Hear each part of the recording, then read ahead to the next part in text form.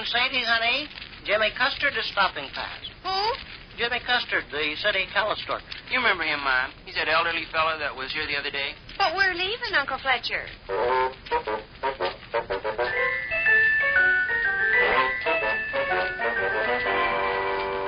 Vic and Sade, brought to you by Oxidol, the soap that's famous for washing clothes so clean they're white without bleaching.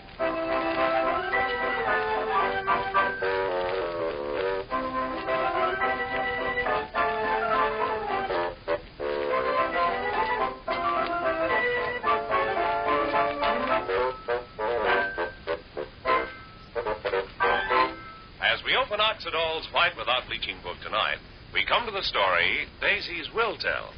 You know, Mrs. Adams, I always thought Daisy's won't tell. Well, you see, this Daisy happens to be my neighbor, and she told. Told what? Why, about Oxidol and how wonderful it is. And you tried it? Sure, and I've been happy on wash day ever since, because Oxidol washes even my grimiest pieces white without bleaching. Sure enough, Oxidol washes clothes so clean, they're gloriously white. White without bleaching. Why, Oxidol's busy suds are real hustle-wobble suds that lift dirt out. Even that last possible trace of dirt that less energetic suds almost always fail to get. In fact, Oxidol is far ahead of other type soaps in preventing dirty grayness.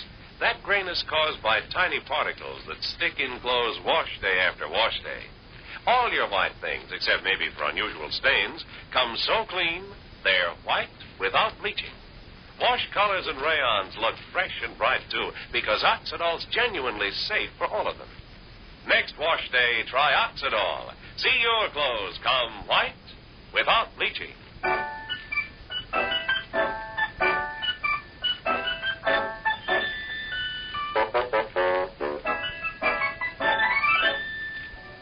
Well, sir, it's early evening as our scene opens now. And here in the living room of the small house, halfway up the next block, we find two gentlemen of our acquaintance. Vic and young Rush are seated on the Davenport waiting for Sade to descend from above stairs so that all three may sally forth and pay a social call on Mr. and Mrs. Frederick Stembottom.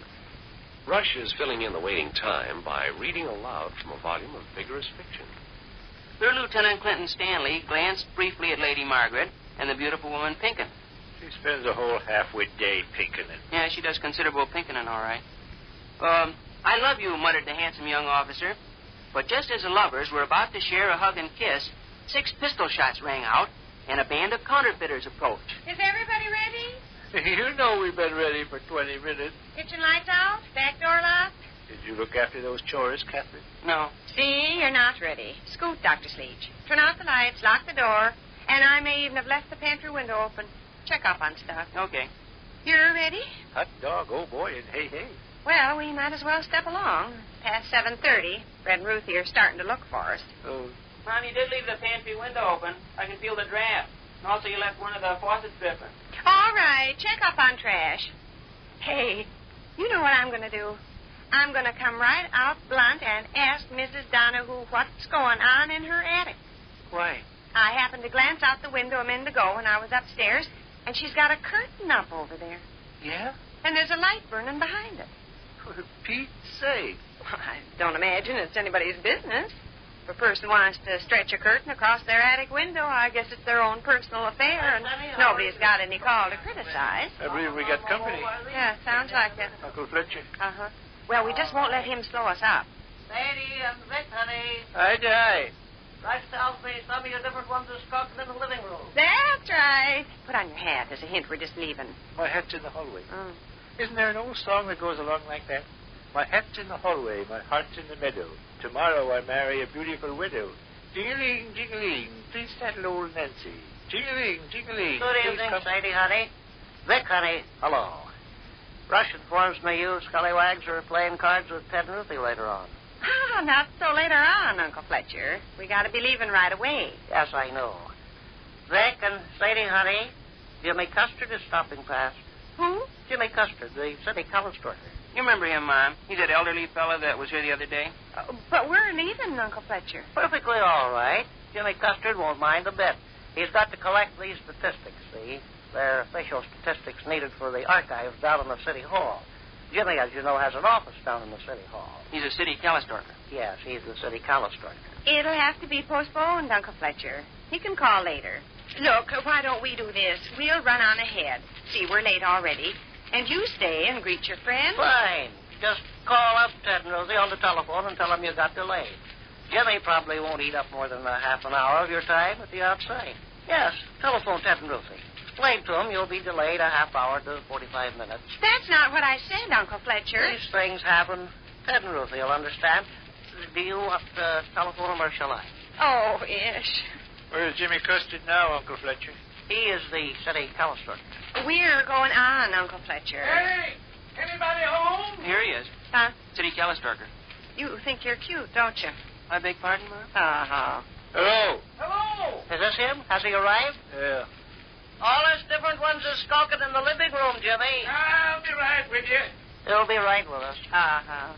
Are you his advance agent, Uncle Fletcher? No, You seem to be lining up his engagements for him and arranging for I'm happy to do that for Jimmy. Jimmy's a pretty good scout. I help out Jimmy when I can. Good evening, folks. Good evening. Good evening, Mr. Custard. Are you Mr. Gook? No, this gentleman's Mr. Cook. Well, Mr. Gook, your uncle probably told you I'm collecting statistics. It's Mrs. Cook's uncle. I'm pleased to meet you. You already met me, Jimmy. You met me over a year ago. That's right. Now, you don't mind answering a few questions, ma'am? How long will this take? I'm the city Calistalker. Yes, I understand you are. Different information has to be collected for the archives. Uh-huh. I was just over to collect statistics from Mr. and Mrs. Call across the street there. They wasn't home, so I never collected any statistics. I knocked on Miss Harris's door across the alley back there with the idea of collecting some statistics, but she refused to believe I was a city Calistalker, and she wouldn't let me in, so I never collected any statistics there either. Now, this is the blank I fill out, Mr. Gook. Here. Well, I'm not Mr. Cook, Mr. Custard. Uh-huh. This gentleman's Mr. Cook. Well, I'm glad to know you. Well, thank you. Oh, Ish. Jimmy, you're confused. Whip out your numbskull blank and get going on your nitwit statistics. I thought I had a pencil handy. Give him a here. pencil, Rush. Sure. I sometimes stick a pencil in my hat band. There's none there now. Good. There's a feather there now. But this ain't really my hat. Me and another chap there both tipped our hats to a lady in the crowded lobby of the Bijou Picture Theater the other evening here, and somehow the scramble we exchanged that.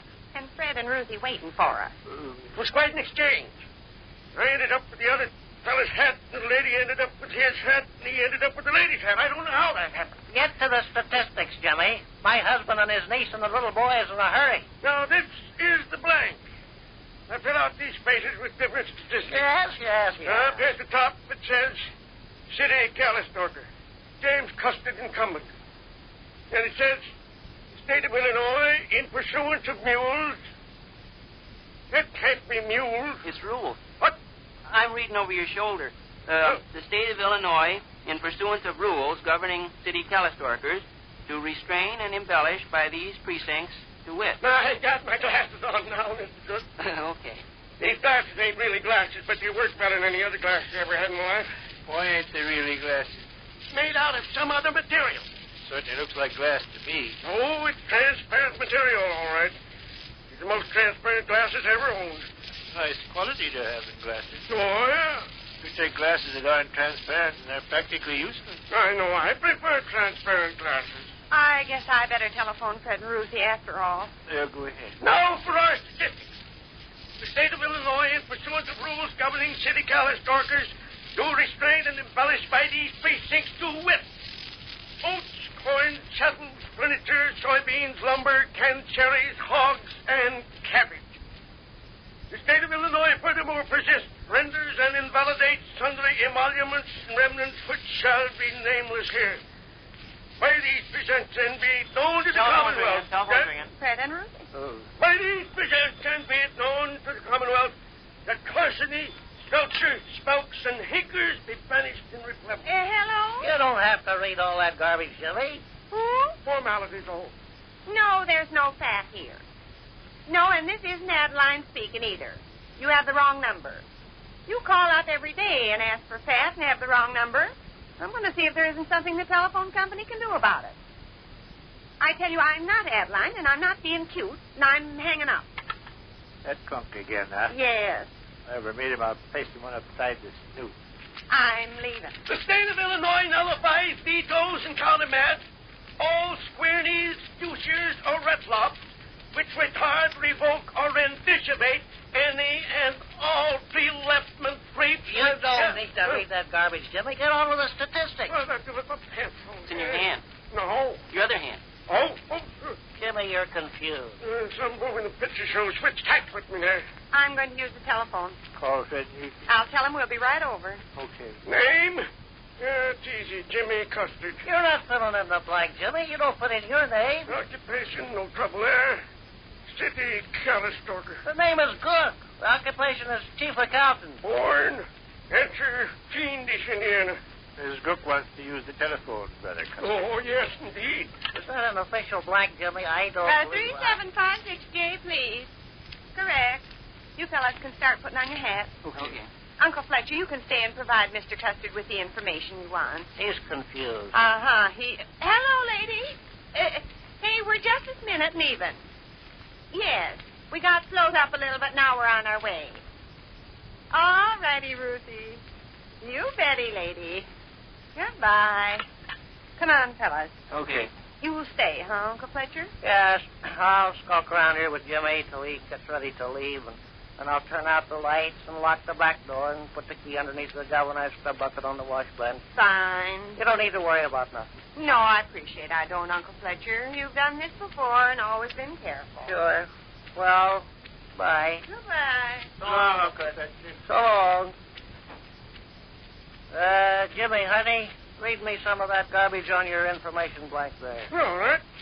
Office of the City Calistorker, James Custard, incumbent. The state of Illinois, in pursuance of rules governing city Calistorkers, though restrained and embellished by these precincts to wit: oats, corn, chattels, furniture, soybeans, lumber, canned cherries, logs, and cabbage. The state of Illinois...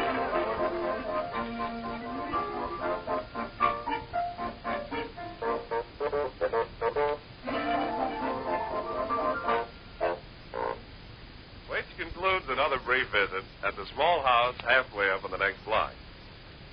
Now, no matter where your house is, you probably face the dishwashing job every day. So let Oxidol help you make it easy. Millions of women who know how Oxidol washes clothes so clean they're white without bleaching figure a soap that good at laundry is a whiz at dishes, and they're right. Oxidol's Hustle Bubble Suds dissolve dishpan grease. Don't cut or loosen it. They actually dissolve grease.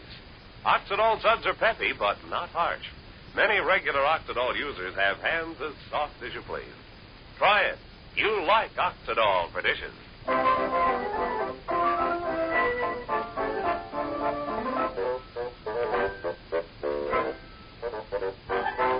Listen tomorrow night, same time, when the makers of Oxidol again bring you Vic and Sade, written by Paul Reimer.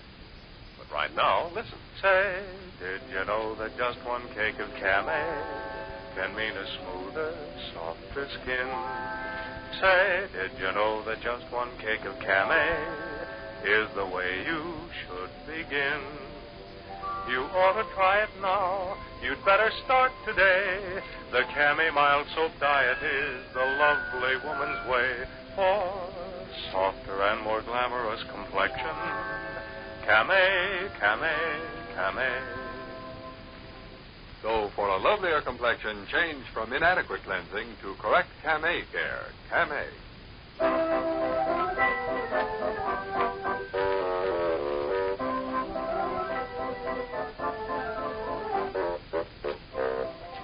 This is Roy Pillsbury inviting you to be with us again tomorrow evening for Vic and Sade. Until tomorrow, then, good night.